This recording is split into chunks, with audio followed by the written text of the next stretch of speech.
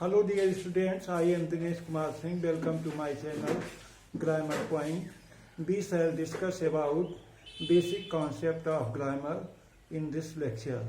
First of all, we discuss about sentence. तो पहले हम सेंटेंस के बारे में चर्चा करेंगे. सेंटेंस क्या होता है? सेंटेंस मीन्स वाक्य. अब वाक्य क्या होता है इसके बारे में हम चर्चा करते हैं. वाक्य को हम कैसे परिभाषित करते हैं, वाक्य क्या होता है? तो वाक्य के लिए हम एक कहें कि a group of some words that make complete sense is called sentence. A group of some words that make complete sense is called sentence. कुछ शब्दों का समूह जो पूर्ण अर्थ रखता है उसे हम वाक्य कहते हैं. In other words, we can say that a combination of some words that make complete sense is called sentence. In other words, we can say that a group of some meaningful words that have complete sense is called sentence. तो इस तरह से sentence को हम कई तरीके से define कर सकते हैं. अब हम सेंटेंस की डिफिनीशन के बारे में विचार करते हैं. आगे चलते हैं कि ये ग्रुप ऑफ सम वर्ड्स, कुछ शब्दों का समूह होता है, दैट हैव कंप्लीट सेंस, और उसका पूर्ण अर्थ होता है, उसे हम वाक्य कहते हैं. ये ग्रुप ऑफ सम वर्ड्स, कुछ शब्दों का समूह होता है और उसका पूर्ण अर्थ होता है, उसे हम वाक्य कहते हैं. अब हम डिफिनीशन देख लेते हैं. Definition.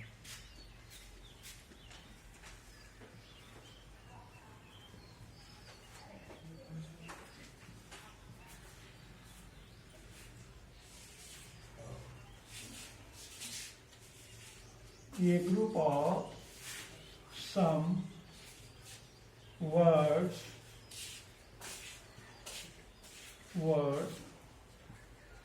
that make complete sense is called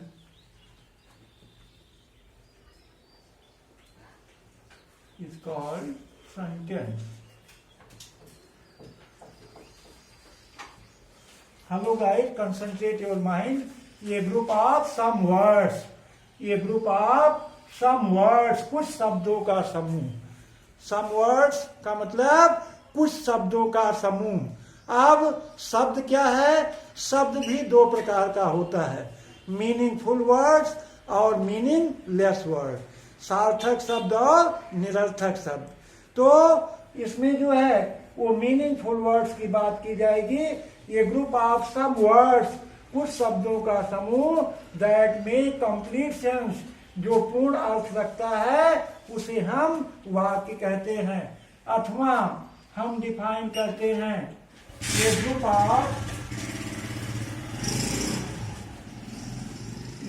of some meaningful word.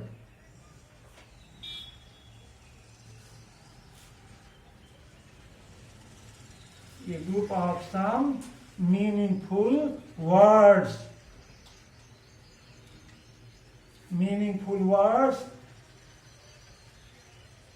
that make complete sense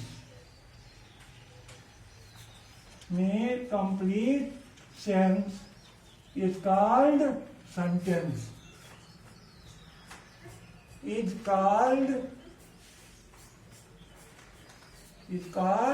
sentence. Is called sentence.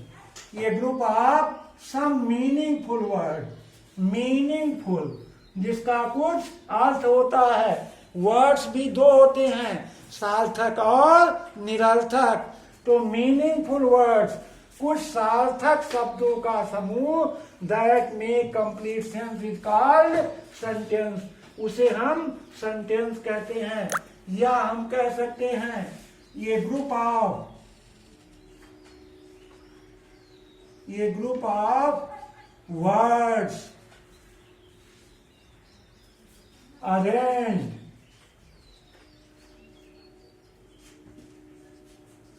arranged in a manner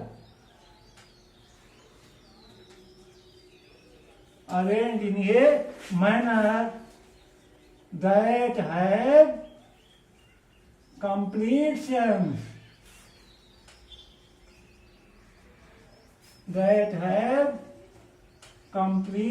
sense, is called sentence.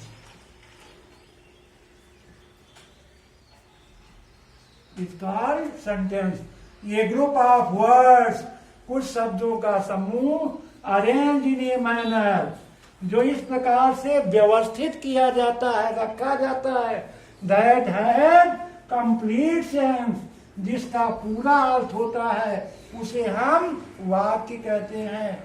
अथवा हम अदर वर्ड्स में कह सकते हैं आर करके, अगली डिफिनीशन आर करके हम कह सकते हैं ये sentence is A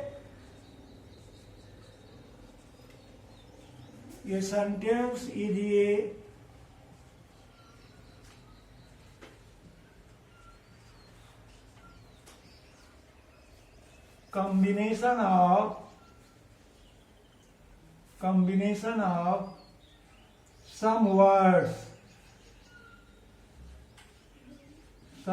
words that have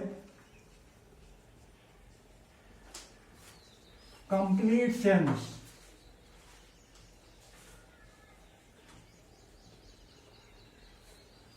in short हम कह सकते हैं ये sentence is a combination of some words, कुछ शब्दों का कॉम्बिनेशन माने संयोग होता है, मेल होता है, कुछ शब्दों का मेल होता है। जैसे अक्षर को मिला करके क्या बनता है, शब्द बनता है। अक्षर को मिला करके शब्द बनता है। अक्षर क्या है, the smallest unit of any language is called letter. किसी भी भाषा की सबसे छोटी इकाई को अक्षर कहते हैं। अक्षर से क्या बनता है, ये कॉम्बिनेशन ऑफ टू और more letter that have some meaning is called word. दो या दो से अधिक अक्षरों का समूह जिसका कुछ अर्थ होता है उसे हम वर्ड कहते हैं। जैसे एप्पल है, बनाना है और सारे वर्ड्स हैं। तो इसमें कहा गया ये कॉम्बिनेशन ऑफ सम वर्ड्स, कुछ शब्दों का समूह दैट हैव कंप्लीट सेंस। ये sentence is a combination of some words. Combination माने संयोग या मेल, कुछ शब्दों का मेल जिसका पूर्ण अर्थ होता है वह वाक्य कहलाता है। या वाक्य कुछ शब्दों का मेल होता है, संयोग होता है जिसका पूर्ण अर्थ होता है। अब हम एग्जाम्पल ले लेते हैं।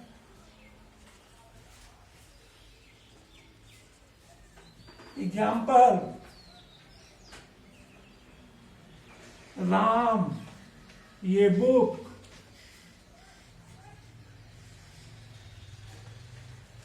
रीड्स।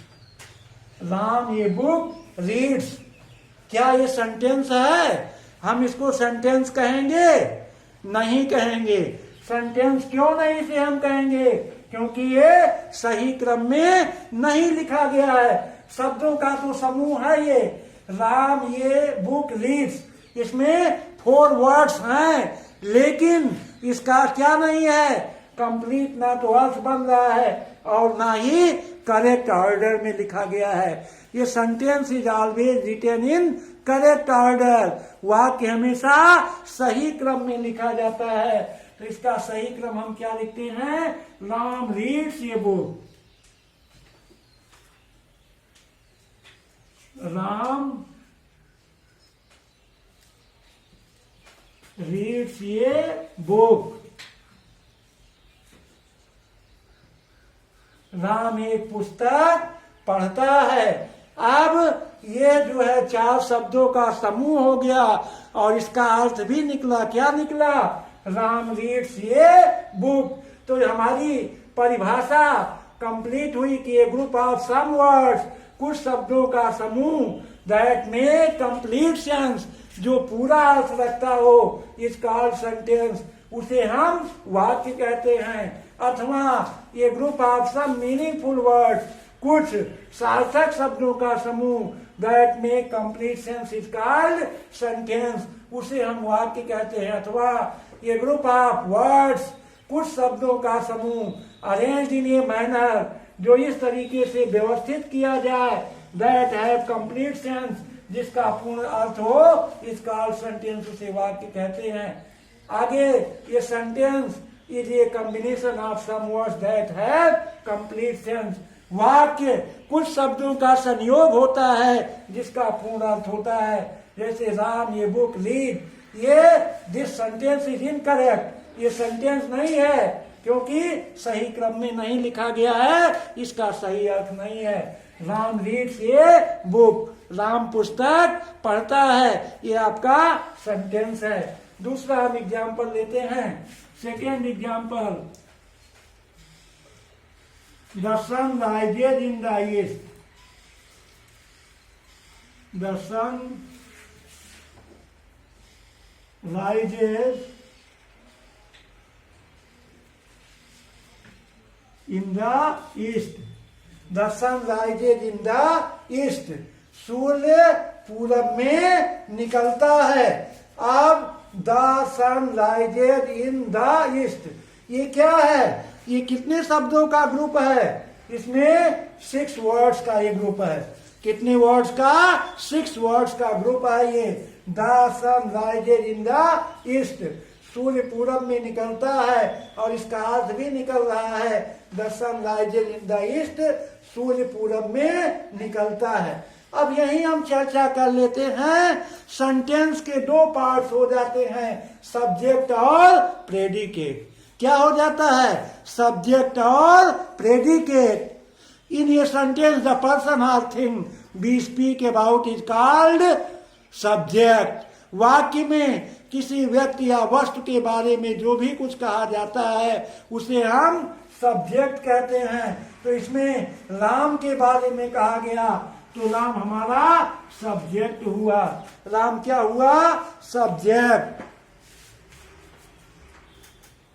और इसमें the sun rises in the east, इसमें द सन हुआ।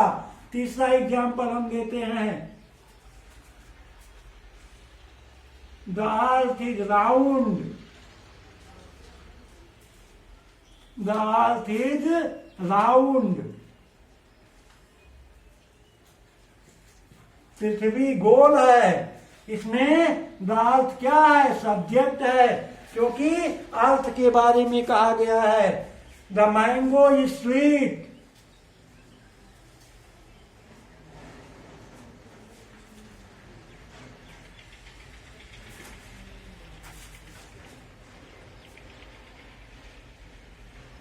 द मैंगो इज स्वीट, आम मीठा है। द मैंगो इसमें क्या है? सब्जेक्ट है।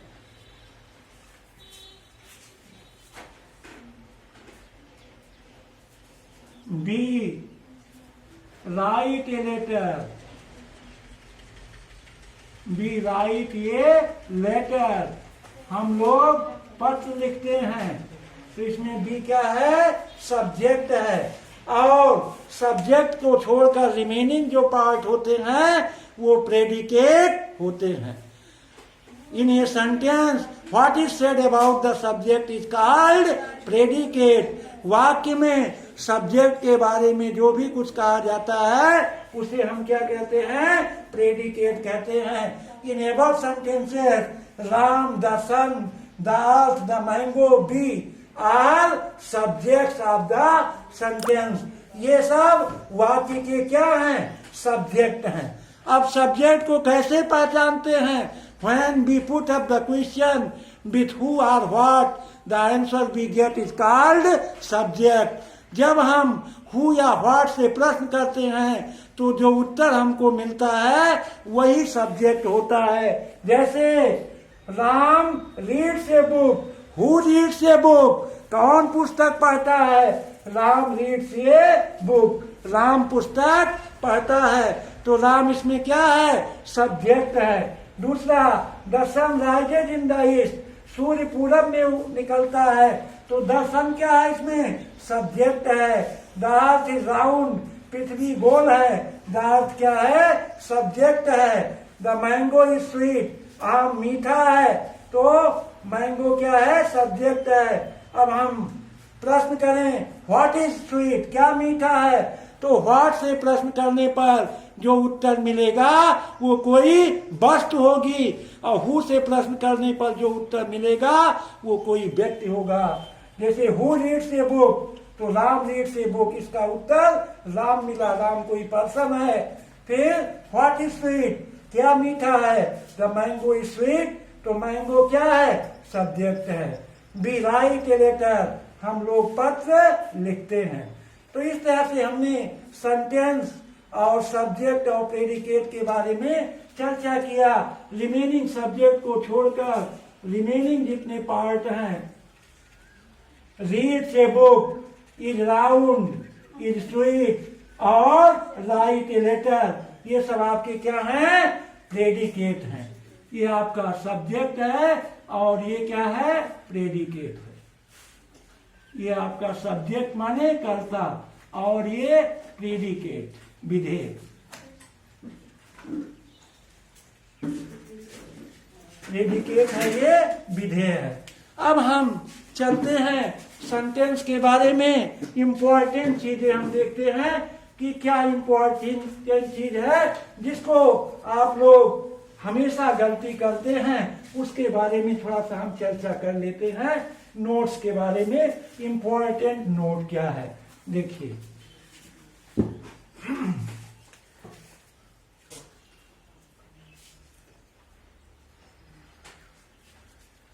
नोट फर्स्ट है, ये सेंटेंस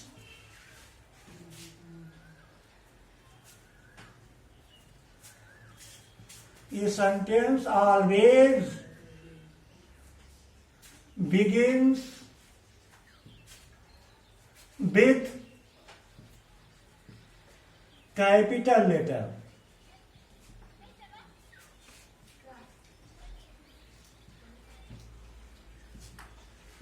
ये sentence always begins with capital letter. वाक्य का आरंभ हम बड़े अक्षर से करते हैं। ये हम लोग ब्लंडर मिस्टेक करते हैं कि वाक्य का पहला अक्षर कैपिटल लेटर से नहीं लिखते हैं, जैसे पाते हैं वैसे लिखते हैं। It is necessary for us that we should start our sentence in capital letter.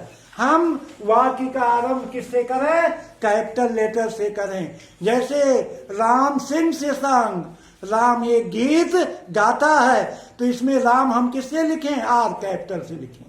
Are किससे लिखें? कैपिटल से लिखें। The sun sets in the west, इसमें टी किससे लिखें? कैपिटल लेटर से लिखें।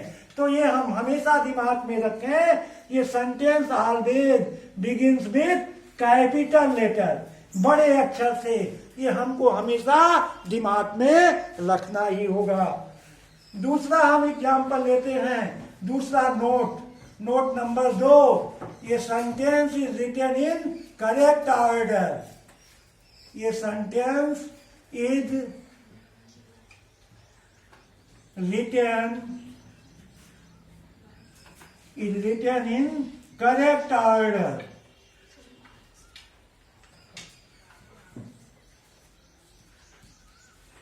करेक्ट ऑर्डर, वाक्य हमेशा सही क्रम में लिखे जाते हैं। वाक्य कैसे लिखे जाते हैं? सही क्रम में लिखे जाते हैं। जैसे रीड्स ए बुक राम, इसको हम नहीं लिख सकते। रीड्स ए बुक राम, ये सर्वथा क्या है? इनकरेक्ट है, गलत है। क्या हम लिख सकते हैं? Ram reads a book, Ram reads a book. तो उसी तरह से हमेशा वाक्य हम करेक्ट ऑर्डर में ही लिखेंगे। ये sentence is written in correct order, वाक्य हमेशा सही क्रम में लिखे जाते हैं। सेकेंड पॉइंट, जैसे एग्जाम्पल भी हम यही दे देते हैं आपको।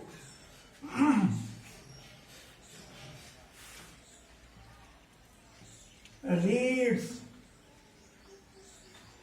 सीता ये बुक, रीड सीता ये बुक। अब ये क्या है? टोटल गलत है, इनकरेक्ट सेंटेंस है। क्या हम लिखेंगे? Sita, yes double E T A, Sita reads ये बुक, सीता रीड्स ये बुक, सीता एक पुस्तक पढ़ती है। तो और दूसरा हम एक और एग्जाम्पल लेते हैं, sweet are mangoes, sweet are mangoes. ये वाक्य क्या है? इनकरेक्ट है। क्या हो जाएगा? Mangoes are sweet, mangoes are sweet. आम मीठे हैं। तो ये क्या है? करेक्ट ऑर्डर है। तो ये sentence is written in correct order. अगला तीसरा हम नोट पर चर्चा करेंगे। ये sentence has subject and predicate, ये sentence has subject and predicate.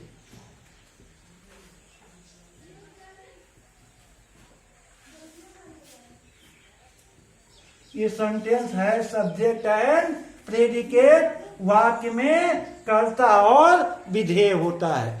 कोई भी वाक्य होगा तो उसमें सब्जेक्ट और प्रेडिकेट होता है। ये सेंटेंस है सब्जेक्ट एंड प्रेडिकेट। जैसे example, Ram is a good boy,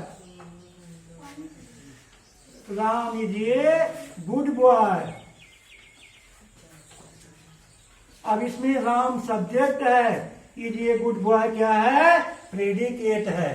Ram subject है और ये प्रेडिकेट है। दूसरा example, the sun sets in the west, the sun sets in the west. सूर्य पश्चिम में डूबता है। तो द सन क्या है? इसमें सब्जेक्ट है। सेट्स इन द वेस्ट क्या है? प्रेडिकेट है। तो ये आपका सब्जेक्ट हुआ, ये प्रेडिकेट हुआ।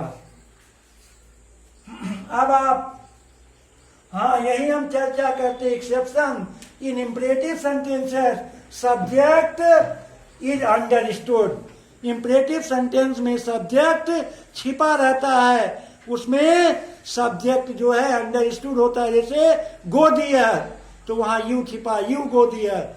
Seat down, you sit down. Read your book, you read your book. तो in imperative sentence subject is always understood. Imperative sentence में सब्जेक्ट छिपा रहता है, लेकिन उसमें यू सब्जेक्ट को एज्यूम कर लिया जाता है।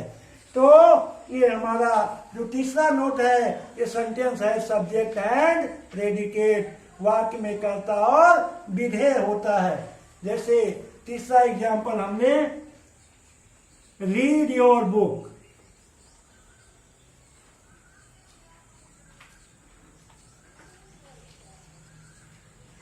रीड योर बुक, अपनी पुस्तक पढ़ो।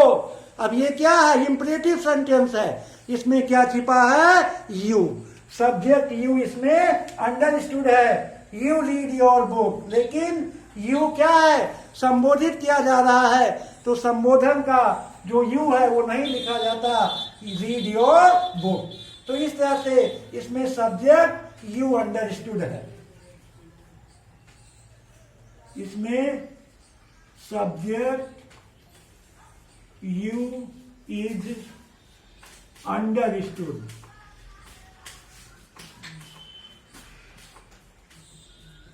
इन imperative sentences.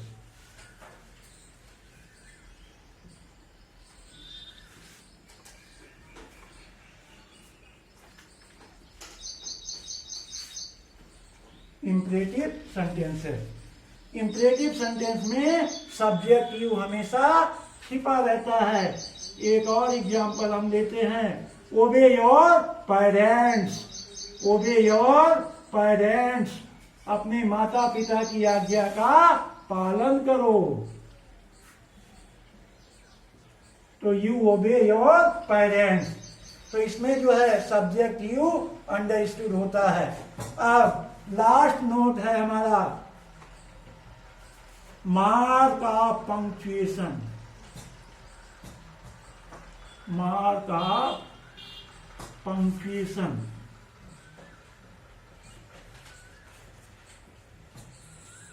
mark of punctuation is necessary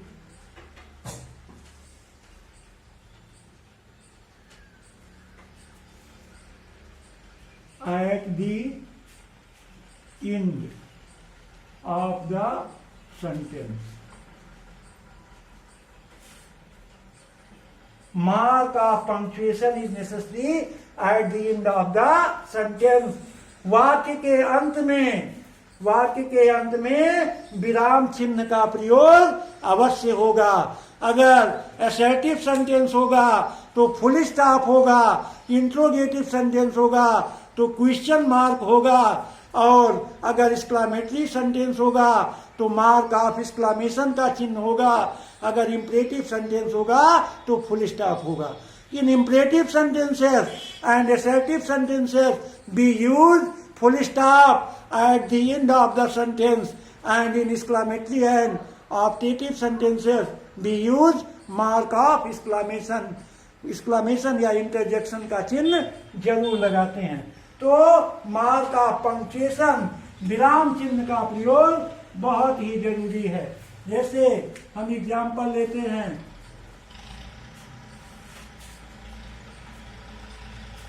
Ram is very poor. Ram is very poor.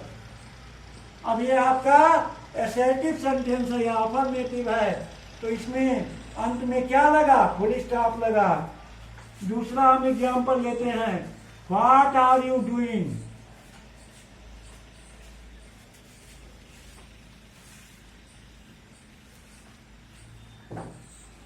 इसमें क्या लगा? क्वेश्चन मार्क लगा। क्यों? क्योंकि ये इंट्रोगेटिव सेंटेंस है। अगला, ओपन द डोर। तीसरा, ओपन द डोर।